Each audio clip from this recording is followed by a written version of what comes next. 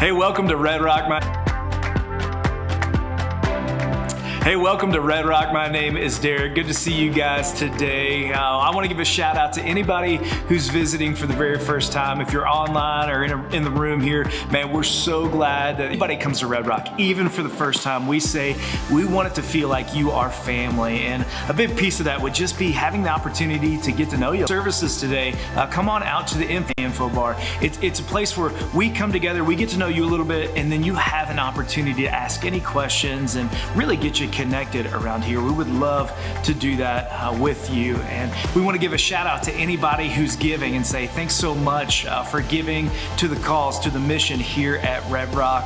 When you give to Red Rock, man, that ministry just multiplies, and God does big stuff with that. If you have any questions about giving, go to our website, redrockchurch.org, and you can click on that give button there. We want to explain a little bit what's going to happen in the next hour. We're going to do a little bit of teaching together, kind of hanging out and learning a little bit, but also we're going to sing some songs. We call that worship.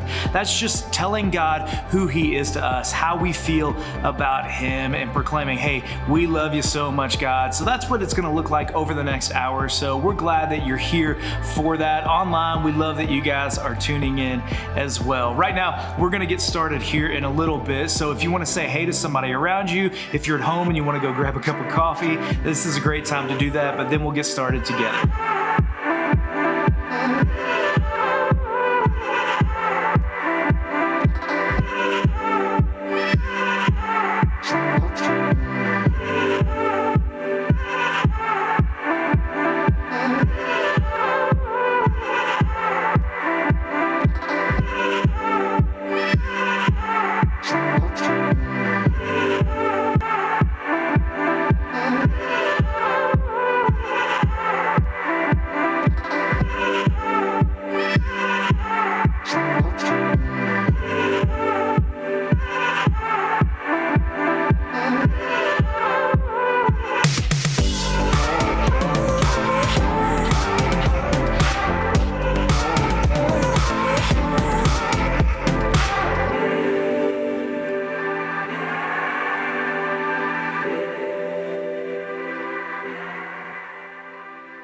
Today's City Serve is the 6th year we spread volunteers from churches and businesses and organizations all over the Pikes Peak region. So we are so excited to be able to just spread people around, smiles on our faces, and just loving and serving in every way that we can. So we are here at Midland Elementary, and it is such an honor for us to be able to renovate a little bit this playground.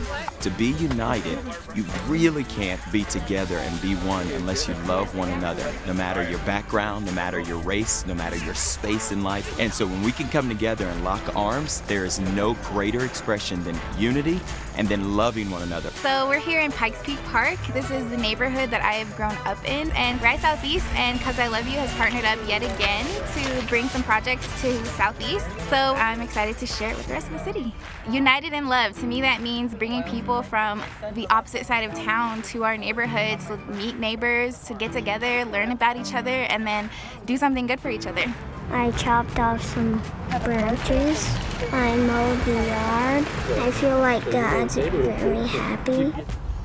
So we're at Holmes Middle School, and we're sitting here working on grinding a couple of tree stumps, and then we're also building a raised planter bed for the school here. We are doing City Serve Day just because a lot of these projects wouldn't get done otherwise, and it shows our students and staff that they are valued and do have value. My name is Deputy Laura Robley, and I am the Community Relations and Outreach Unit for the El Paso County Sheriff's Office. And we're here today. We have about a 25-person team, and United is something that is on our badge here. That's one of our tenets of being a successful police officer and deputy in our community. Love is just passion and kindness and just, putting somebody else before yourself. So United in that goal is huge, and that's what the Sheriff's Office represents. So we're at First Presbyterian Church, and we're making cards for care facilities today. When you think about volunteering, you think it might be kind of scary or you don't know what it's going to be like. Well, I am so glad that I just dove right in because I've had the best time today. I made new friends. It's just an all-around good feeling, so I encourage you to volunteer. My favorite thing about it is making big sandcastles. I love a lot of people and I like serving people. I love City Serve!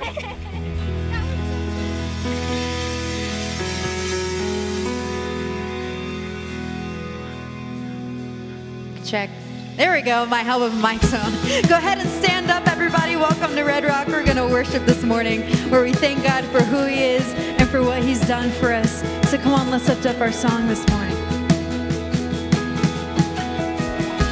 You are with me, and what can separate us? And you are for me, and what can stand against us? Your love, it won't let go. I know it won't. Dark shadows, they have no power over me.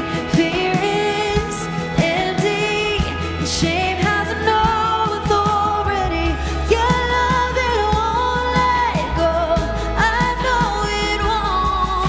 I know your thoughts, your plans for me are good, and I know you hold my future and my hope. Your promises never fail. Your promises never fail.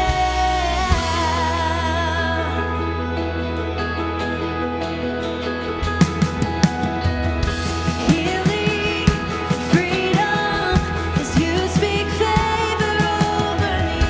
Faith is breaking all impossibility. Your name has overcome. Your name alone. I know your thoughts, your plans for me are good, and I know you hold my future in my hope. Your promises never fail. Your promises never fail. Your promises never fail. Your promises never fail. Oh, I know they won't guide. Oh, every promise is yes and amen. So come on, we sing this out.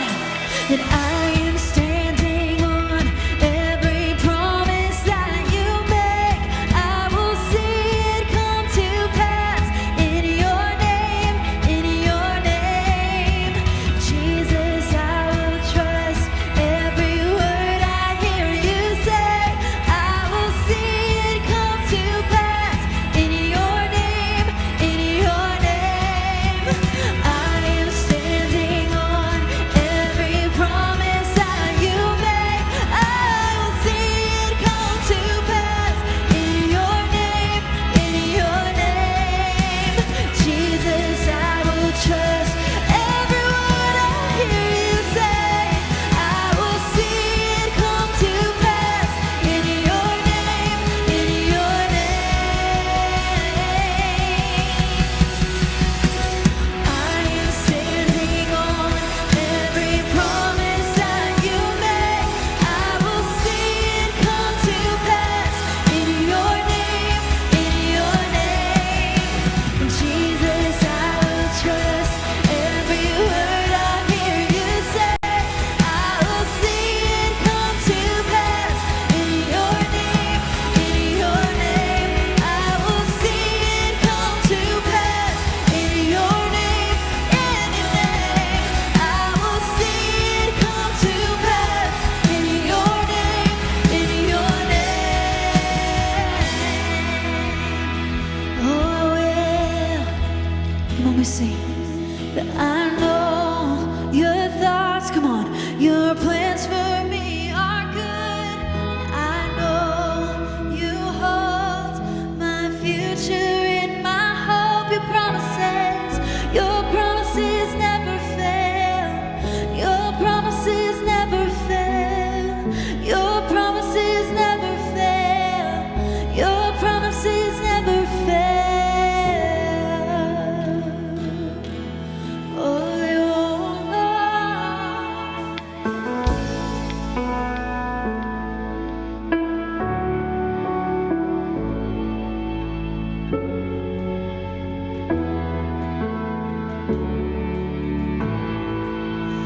Let the king of my heart be the mountain where I run, the fountain I drink from. Oh, he is my song. And let the king of my heart be the shadow where I hide, the ransom for my life. Oh, he is my song. 'Cause you are good, we sing, you're good. Oh, you are good, you're good. Oh, you are good, you're good. Oh, you are good, you're good. Oh, and let the king of my heart be the wind inside my sails, the anchor in the waves. Oh, he is my song.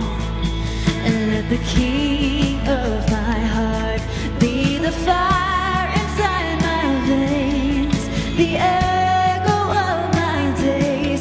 Oh, he is my song. And let the king of, come on, sing it out, be the wind inside my sails, the anchor in the waves. Oh, he is my song. And let the king of my heart be the fire inside my veins, the echo of my days. Oh, he is my song. 'Cause you are good, you're good. Oh, you are good, you're good. Oh, you are good, you're good.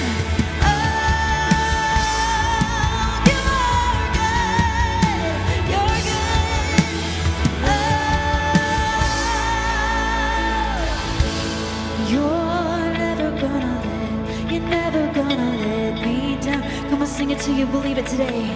You're never gonna let me down. He won't leave you. And you're never gonna let me down, no. You're never gonna let me down. You're never gonna let me down. No, you won't. You're never gonna let me down, no. You're never gonna let me down.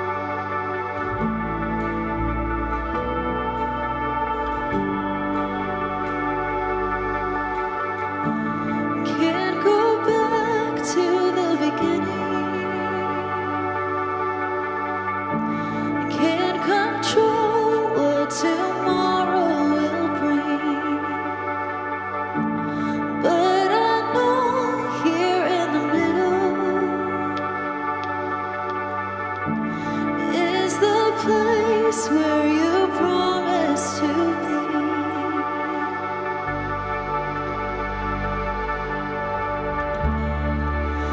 Not enough unless you come.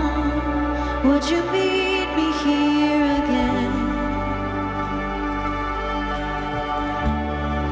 'Cause all I want is all you are. Would you meet me here again? Oh, I need you. I need you.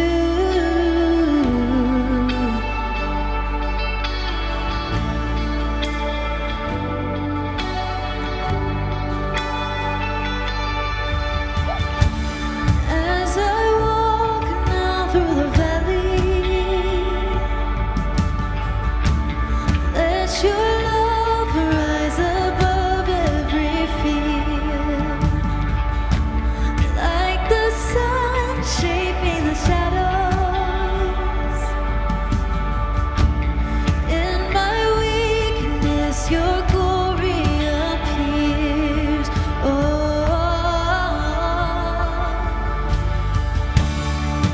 I'm not enough unless you come. Would you meet me here again? Oh, I need you, Lord. 'Cause all I want is all you are. Would you meet me here again? I'm not enough. I'm not enough unless you come. Would you meet me here again? Meet me here, God. 'Cause all I want is all you are. Would you meet me here again? Oh, yeah.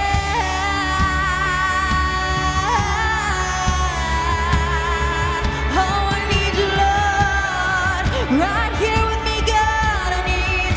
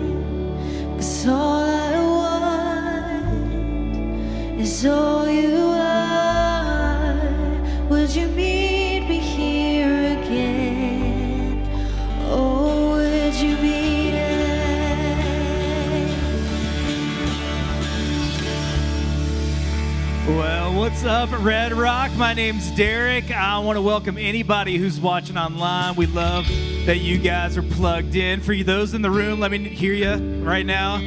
There we go.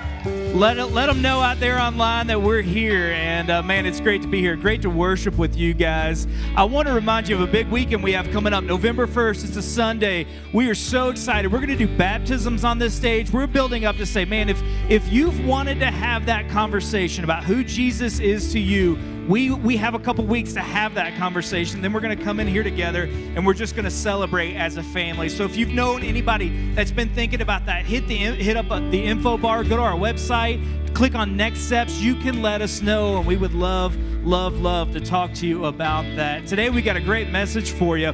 I'm really excited about this. PD is interviewing Stu Davis. We watched that video from Cause I Love You, a great community partner of ours doing incredible things in Colorado Springs. Today we're going to interview Stu and say, hey, what are you doing? What's God doing? And then how do we become a part of that? We've been talking a lot about this new building that we're going into, which is so exciting, so fun, but we cannot forget that, man, the building is not the church. You guys are the church, and we want to rock Colorado Springs world when we go into the city and serve them and love them and show them the light and joy of Jesus. And if it's your first time today, you need to know that's what we're all about, man. We love the gift that God's given us, and we want to share it with others. If you have questions about Red Rock, stop by the info bar. We'd love to answer those, get to know you a little bit out there too. So right now, what I want you to do, we're about to jump into the message. Before we do that, turn to somebody around you, give an elbow bump or like an air high five, and then go ahead and grab a seat.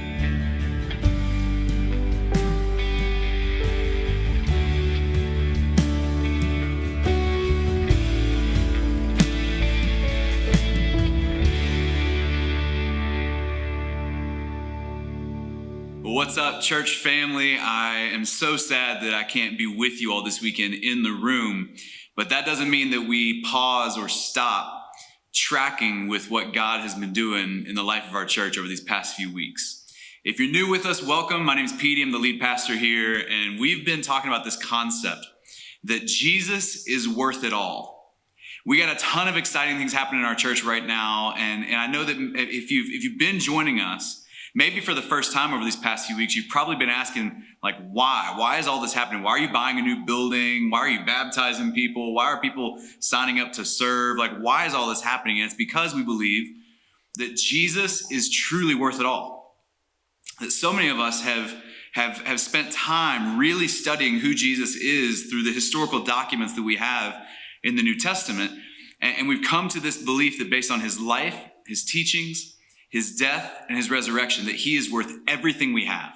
We've been talking about the story that Jesus taught us 2,000 years ago. In Matthew chapter 13, verse 44, he says that the kingdom of God is like a treasure that a man discovered hidden in a field. And in his excitement, he hid it and then went and sold everything he owned so that he could buy that field. It's this concept that when you really, really understand who Jesus is, you start living like he's worth it all. And in fact, that's actually how life was meant to be lived. That if you'll live like Jesus is worth it all, you'll start to experience what many of us in the room and many of us watching online have experienced, which is life to the full. Jesus said that the greatest commandment, like the key to being human, the key to understanding what it means to be fully alive, is to love God with all your heart, all your soul, all your mind, and all your strength. And so we've just been taking some time over these past few weeks and figuring out how we can love God with all of our heart, all of our soul, all of our mind, and all of our strength. And today we're wrapping it up by talking about how to love God and why we should love God with all of our strength. Now, when Jesus was asked this question about what's the greatest commandment in life, like what's the key to being human, Jesus responded the same way in several different instances, but there's a little slight variation in the wording, in the way that Jesus answered it in one specific instance. It's not a change in what he meant, but it's a change in the wording, and I think it actually reveals a key piece to understanding what it means to love God with all of our strength. In Matthew chapter 22, Jesus is asked, what's the greatest commandment? And Jesus says that you should love the Lord your God with all your heart, all your soul, and all your mind, but he leaves off the phrase and all your strength. He actually adds a second part to it. He says there's a second commandment that's equally important.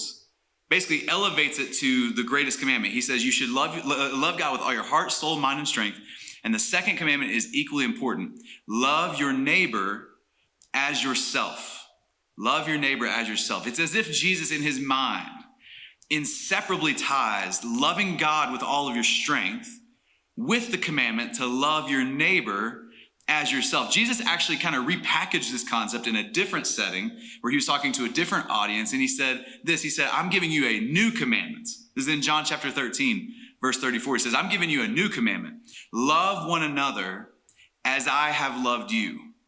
It's this concept that if you really want to love God with all of your strength, if you want to live like Jesus is worth all of your strength, the key to doing it is loving other people, serving other people, making a tangible difference in the lives of people all around you, whether it's in your workplace, in your neighborhood, in your school, in your home. Loving people well is the key to loving God with all of your strength. And so what I want to do today is I want to sit down for an interview with Stu Davis, the director of 'Cause I Love You. And you know, 'Cause I Love You is just an incredible organization here in our city that has its roots here at Red Rock Church. And this organization is making a tangible difference in our city. And so I want to sit down with Stu and just have a conversation about what 'Cause I Love You is doing right now and what it's about to venture into. But also just to hear from him and hear his heart and his perspective on what it means to love God with all of your strength as we look to serve others and love others well. So check out this interview with Stu Davis.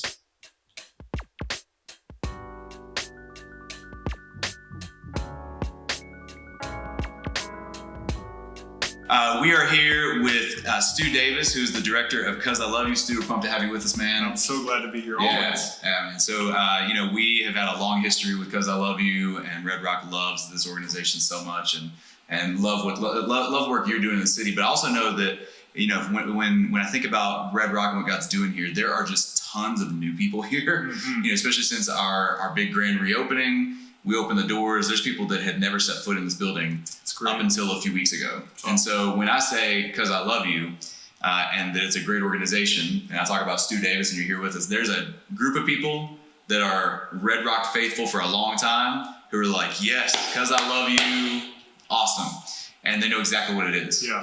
Then there's a whole segment of people in our church that are like, cool name.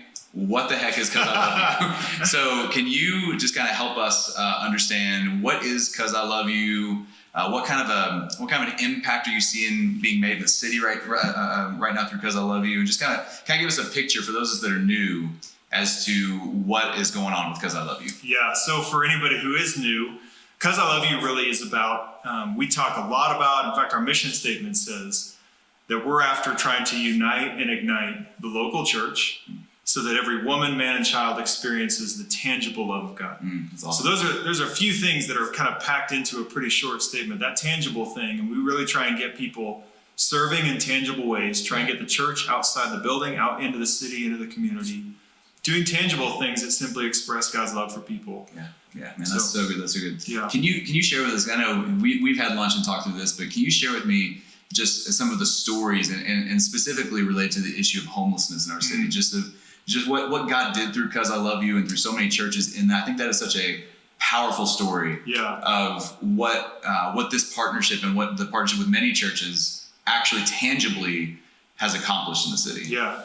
Well, it's easy to go back to a couple of things that was just a handful of years ago. So in 2015, we had, as a city, a very visible homelessness crisis. And we had churches all over the city that were trying to figure out how they were supposed to respond. We had business owners throughout the community that were trying to both be compassionate, but also run a business that was safe and that was safe for their customers and their employees.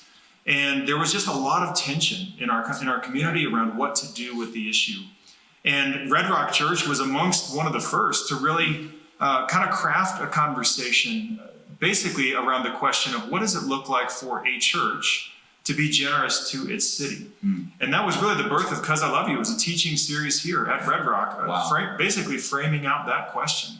And that really began a movement of churches in our community that said we want to respond, and we want to respond collectively. It can't just come from one church and it can't just come from one organization. There really has to be a collaborative response. And so we had 55 local churches who banded together in response to the mayor's invitation at that time to help fund a larger emergency rescue shelter at the Springs Rescue Mission. And so over the course of the last 5-6 years, the Rescue Mission and many other organizations have been able to build a comprehensive plan that has resulted in just this last June of 2020, the annual county by county survey across the community on homelessness stated an almost 30% drop in the number of unsheltered individuals in El Paso County just in the last year. Wow. There's a lot of reasons for that, but I go back to that conversation, those churches, those 55 churches banding together to say, we're going to help be a part of it. And it's moved the needle on something that matters to our city, not just something that matters to a church. Yeah. So that's incredible. It's incredible collaboration. It's built tremendous trust with our city leaders. And it's moved the needle on something that has an economic implication. It matters to our churches. It matters to our neighbors. It matters to people who are struggling. It's a big deal. That's so cool. Yeah. That's so cool. And I think that's such a huge testament to the work of Because I Love You, the work of Springs Rescue Mission, the work of so many organizations coming in that. And I think that's great for our people to hear at Red Rock, because, you know, we support all these organizations, but then I think sometimes when we say, hey, we support great organizations, you then wonder, like, what's actually happening, what progress is being made. And when you hear a 30% drop in the amount of unsheltered men and women in this county, that's unbelievable. I mean, and I think for me, I know that's the kind of church that I want to be a part of, that doesn't just have services on a Sunday and care about what's going on inside, but that it tangibly impacts what's going on in the community. So much so that if the churches that partnered in that initiative were to shut down, the city would feel it. Yeah. You know, I think that's such a cool testament. And it's one thing to be involved in something that matters to the church. Yeah. Right? You guys are getting ready to move into a new building, you know, in a few months, and that matters to your church. Yep. It's something different when we talk about something that matters to our entire community. Yep. And when you impact something like homelessness, something like housing, something like education, those things matter at a civic level. And when the church gets involved in that, boy, does it build trust. Come on, man. Yeah. That's amazing. So, like, I hear all that, you know, my next natural question is, man, we did all this over the past few years that impacted homelessness. What's next? Yeah. You know, like, what's on the horizon for you and for our city when you think about the next big thing that God's calling us to tackle? Man, I'm so glad that you asked that, P, because we have, in response to this issue and the movement that we've created around homelessness, we've been asking, what is the next great need in our city? What's happening in our community that we can really invite churches, invite the faith community to participate with our city on? Yeah. And there's so much happening in the southeast part of our city that for perhaps many of the people that might be watching this interview or maybe live in a different part of the city, they just may not understand. The southeast part of our city, which we technically define as zip codes 80910 and 80916. Okay. But more generically, kind of, you know, in a particular part of the city around those two zip codes that lack a lot of the infrastructure and the benefits that many of us in other parts of the city perhaps take for granted. Healthcare, access to food, education, transportation, affordable housing, home ownership, business ownership. Those are things that are kind of pillars of community development that in a lot of other parts of town in the Northeast and the North and the West Side that we enjoy and, like I said, perhaps take for granted. But a lot of folks in the Southeast, that's been a real struggle. And we've been invited by some of our city leaders, city council folks, county commissioners, and others to start contributing in ways that can really help elevate the lives of people who are experiencing a lack of some of these infrastructure points. And so we have just recently launched an initiative called the Lift Southeast Initiative, where we're inviting churches from all over our community to really come alongside organizations at the grassroots level, but also at the macro level, the advocacy level, that are doing good work in the Southeast, come alongside churches, come alongside ministries that are embedded in these neighborhoods. And let's put some wind in the sails so that they can start creating opportunities, start creating benefits for people who are experiencing some of these disadvantages. And I'll tell you what, I'm so excited for not just what can happen in these neighborhoods, but a bigger story alongside like this one with homelessness. To say, let's focus on an issue. Let's focus on a group of of people who are on a part of town that are really experiencing some disadvantages. And let's see if we can get a broad-based coalition of people from all over the city to start creating change on, again, something that matters to our community. So I'm so excited to be spending the next few years thinking about how the church can be a resource to folks who are experiencing some of these challenges. That's so good, man. What would you say to the person that is listening to this right now? Because I know there's several people in our church. When I'm looking out into our congregation, I see so many people out there that I know their stories. And I've met them, and I know that they're processing through faith. Mm-hmm. They're not entirely certain about Jesus. They're not entirely certain about this whole God thing yet. They're not sure what God thinks about them yet. Yeah. Not sure what they think about God yet. Yeah. And so those people are among us, and that's the kind of church we are. We try to be a church that exists as a safe place for people to come and process through faith. When you think about that person that's listening, and we're asking them to step in and serve and to use their strengths, even in a situation and in a church that they're still kind of processing through themselves. What would you say to them in terms of why is it important for them to begin serving and begin getting outside of themselves? Yeah. Really, you'll never know until you try. Yeah. And so when somebody gets out there and like, okay, I'm not even sure about this church thing, I'm not even sure about this Jesus thing, but I'm just going to go serve somewhere. Yeah. You never know what might happen. Mm-hmm. And you'll find a strength, you'll find something that God's planted inside of you that all of a sudden comes alive. Yeah. Because not only are you doing it as a way to engage with who Christ has made you to be, but it's also a way of engaging with how he's wired you to do it to help someone else. Yeah. So I would love for people to just get out there, and if you fail gloriously, you've at least given it a shot. Yeah, that's so good. And I think that's the key piece, is that in putting yourself out there to serve others, even if you don't yet believe in God, it has the potential to awaken something inside of you. Yeah. And there's so many of us in the room right now and watching online that can attest to that. They can attest to when we started serving others, even before we were quite certain about Jesus and God. Mm-hmm. There was something inside us like, man, we were created to do this. Mm-hmm. We were created to use what God has given us for something more than just us. Yeah. And I think that great organizations like Cuz I Love You, like serving here at church, like serving the community, there's tons of ways to do it. Mm-hmm. But the key is just get out there and try it. Yeah. Yeah. Man, there's no substitute for practice. That's so good, man. That's so good. Well, man, thank you for this, man. This is huge, and we love everything that you're doing. We support you like crazy, and you've got a whole church of people that are rooting for you and rooting for Cuz I Love You and praying for you guys regularly, man. So, well, it's always a pleasure for me to be with our Red Rock family. So, yeah, it's so fun. Thanks. Awesome. Thanks, bro. See you. Yep.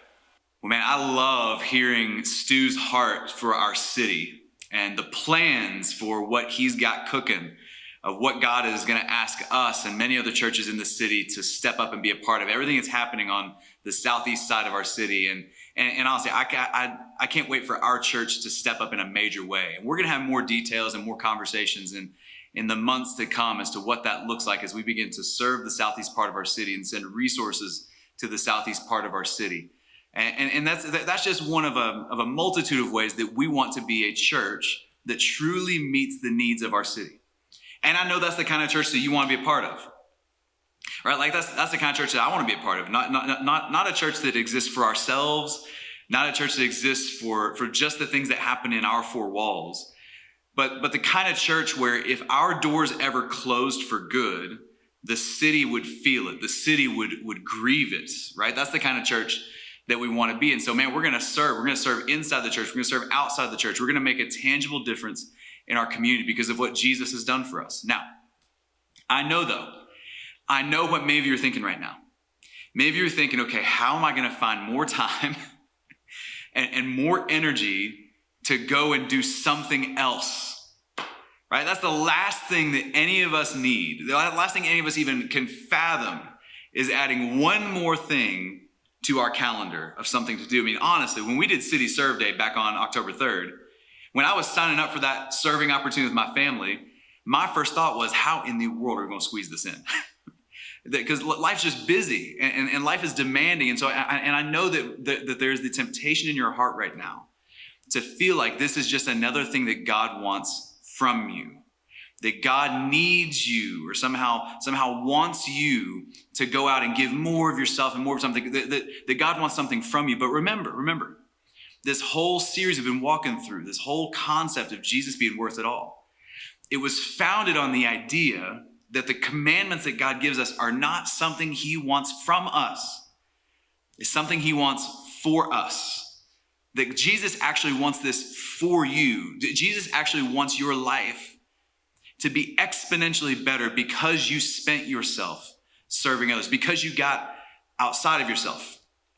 And I think that's the biggest trick that we convince ourselves into. It's the biggest lie that we buy into, is that if we can have just a little bit more time for ourselves, then we'll be happy. If we can have just a little bit more time for ourselves, then we'll be able to calm everything down. And then maybe we'll get to helping and serving others. And we think that's the key to life, right? If we just get a little bit more me time, everything will be okay. But again, that's a lie. That's a trick that the enemy is trying to lay in your life so that you are taken away from what God wants for you, so that you're taken away from life to the full. See, I know for me, I learned this during quarantine. The quarantine days, which seem like ancient months ago, right? We all had this extra time in our schedule. No one could leave the house. It was like a stay-at-home order. You gotta shut in, right? And so we couldn't leave the house, and so we thought, we've got all this extra time. We'll be able to get around to doing all the stuff that we want to do. And we thought, man, this is a great opportunity for us. But we saw like a week in, we were restless. We were discontent. We had all the me time in the world, and it didn't result in a better life, because that's not the key to life. The key to life is loving God with all of your strength by loving others, by pouring yourself out for others. See, there's something that happens inside of you. I love when Stu said that. There's something that happens inside. There's something that clicks. There's something that comes alive when you find your area of strength, your area of giftedness, and you just start spending your life on serving and helping others. And man, when I think about this, I can't help but think about and honor our elders. And I know some of you are like, elders, what in the world is that? Like, you're new to church, like that's a church word, right? And just, like the term elders doesn't mean, elderly people necessarily. In the New Testament, there were elders, there were men who were set apart to help oversee the church.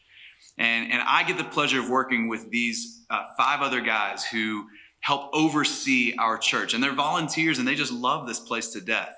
But it's a key piece of what makes our church so healthy and so strong, are these 5 guys who serve as elders. Because from my perspective, they're some of the greatest elders that any church in the country could ever have. Because these 5 guys pour themselves out to love other people. These 5 guys invest themselves, and they use their gifts and they use their strengths all the time to serve people in such a beautiful way. And I see it giving them life. I think about Phil. Phil is a home builder, and Phil is pastoring people in our church left and right, having conversations. And then he's up on stage leading worship all day Sunday. I mean, Phil he loves pouring himself out and serving others and loving God with all of his strength. I think about John. And John is a doctor, and John is serving people all week long through his job. But John is just the most friendly, hospitable guy you'll ever meet. And on Sundays, he serves on our guest services team, and he pours himself out. And honestly, for me, anytime we have a need for someone to go be visited in the hospital, John's the guy we call, because John is so caring and he's so loving. And John pours himself out to love other people. And in doing so, he loves God with all of his strength, and he's filled up by it. I think of Frank, man. Frank is serving in the kids ministry all the time. And Frank is a busy guy with an awesome family, but yet he still finds time to not just focus on himself, but to pour himself out for others, and it fills him up. I think about Sherwin. Sherwin is the most incredible guest services volunteer that you will ever find. One of my favorite things about Sherwin is that Sherwin stands up at the top of the stairs whenever he's greeting. And when he meets someone that's new for the first time, he'll pull out his phone and he'll type up a little note about them. He'll type up their name and a few details about them so that he can be praying for them, and so that when they come back in the next week, he can remember their name. Because that's an important touch, right? When someone remembers your name, it just makes you feel like this is home and this is family. Sherwin pours himself out to love other people, and in doing so, he loves God with all of his strength. I think about Todd, and Todd is just serving people left and right. He's in multiple different areas of ministry. And you won't find a more passionate guy about helping people find Jesus than Todd. And Todd pours himself out, and in doing so, he's filled up with life. You see, these guys are serving others. They're serving with their time, and they're not walking away exhausted. They're not walking away depleted. They're not walking away just like, just completely drained of everything they have. They're walking away, and though they poured themselves out, they actually feel filled up, because this is how you were created to live. You were created to live not just for yourself, but for the benefit of others. Yes, other people need help, but also you need to help. You have a deep need that was created in you to be a blessing to other people, to help and serve other people. And honestly, at the end of the day, it's because that's who Jesus was. You were created to live like Jesus. And you are never more like Jesus than when you pour yourself out for the love of other people. I mean, I think about Jesus' last days, his last hours on this earth, when he was being beaten and humiliated and cussed at and just treated like a criminal, though he did nothing wrong. I think about Jesus being led to the cross and being nailed to the cross and suffering, all for the sake of love. He poured himself out so that you and I could have our lives changed forever, so that you and I could be forgiven and free. And in doing so, Jesus experienced life to the full, and now he sits on his throne in heaven, completely victorious, completely at ease, and it was all worth it. I'll tell you, Jesus wants that kind of life for you. Jesus wants a kind of life where you pour yourself out, and in return, you experience life to the full. You experience victory in this life. And that's what he wants for you. That's what we want for you. And that's why we got some practical steps that you can take today. Some baby steps to kind of get used to what it's like to serve, to get used to what are some different ways that you could begin serving other people, and begin to take proactive, actual, tangible steps into living the life that God created you to live. It's interesting time right now. We're talking a lot about quarantining and being in a bubble. I mean, that's the safe thing to do, right? And that's true. When we're talking about a global pandemic, it's a good thing to isolate and surround yourself with people that you know, and surround yourself with people that you've vetted, people that you know are safe, people that you can be around. And that is a responsible thing to do right now in terms of coronavirus. But beyond that, I want to challenge us to think, what can we do? What can we do to come out of the bubble, to leave what feels safe, and to go out into the world and bless someone that doesn't have that blessing? Maybe bless someone who doesn't have the life that we've been blessed with. But beyond that, the most important thing that we can do and should do is invest in this light that is in us and take it out and give it to a world that may not have that light, a world that may have darkness in it. In these times, man, it's true. People have a lot of dire thoughts. People have a lot of need for you to show joy and to show light and to be God's hands and feet out there. And I've got a tattoo on my arm. It was my first tattoo. My grandma was so mad at me. So if you're a young kid out there, don't do this. You're going to make Mama upset. But it is a Bible verse, 2 Corinthians 3:3, and it says this: "You show that you are a letter from Christ, written not with ink, but with the Spirit of the living God, not on tablets of stone, but on tablets of human hearts." We're a letter with Jesus' message written on it, and letters are made to be sent out. They're not made to get stuck in a drawer. They're not made to get thrown away. They're made to be read, and they're made for others to be able to read them. So we just challenge you with that today. And I'm going to pray, and we'll have a little break. But before I tell you exactly how you do that, so coming out of this message, let's pray together. God, thank you so much. Thank you for Stu and what they're doing at Cuz I Love You. I thank you for our relationship with them and the opportunities that they give us to reach out and leave our comfort zones and go into areas of this city that need you. And God, I pray that this church, this room right now, anyone watching online, they feel that conviction to take a step and move forward and do something about this light that they've had put in them. And God, I pray that we're just good stewards of our time, and we're good stewards of our city and our community. Amen. Well, today's a little bit different. Coming out of that message, we wanted to give you guys a really practical step, something you can do. And I've started recently in my home doing an emotional check-in. all right?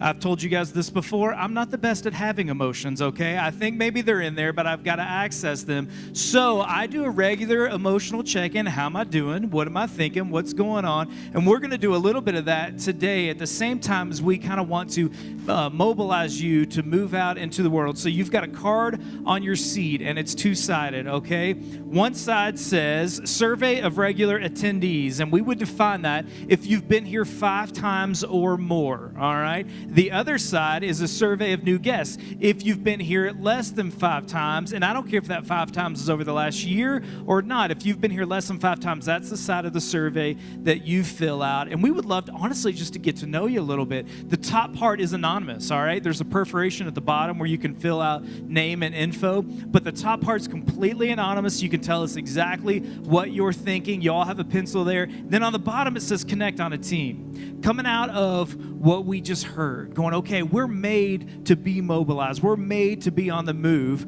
You can rip that off. Give us all your information, and we will contact you this week. It may be an area within the church that you want to serve. It may be somewhere that we've never even heard of, an idea that you have that we've never thought of. That's okay. Write that on there too. We want you to be in a place that God's using you, and you're stepping out of that comfort zone. So that survey's there. I want you to fill out the survey. Here's the deal too, all right? We're in Corona season, so leave them on your seat when you fill them out. You don't have to drop them off anywhere. Your pencil, what I want you to do, know that that is our gift to you this weekend, all right? We're going to let you, I'm sorry if you're watching online, we can't mail you a pencil, but take that pencil, toss it in the trash on the way out, stick it in your pocket. We're going to get rid of those and do all new pencils for the next service. So right now, go ahead and fill that out. We're going to give you some good survey filling out music, all right? It's going to put you in the mood. Take a minute or two, fill that out real quick, then I'll hop back on stage and tell you what to do from here.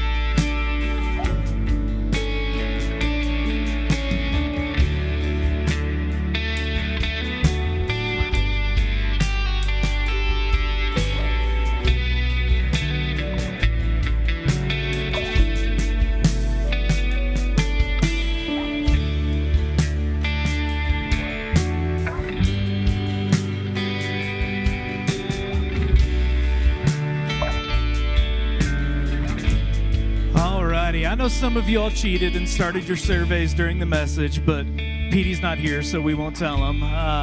Hey, what I want you to do, if you filled those out, just leave them. You can tear the perforation off if you'd like and throw that on another seat if you want your name to be separated from your survey. We're going to sweep through here and collect all of these, put fresh ones out. But thank you for doing that. Honestly, that helps us minister better to this community and also minister better to you guys. So that's it. That's all we have for today. Thank you guys so much for being here and filling those surveys out. We love y'all, and we'll see you next week.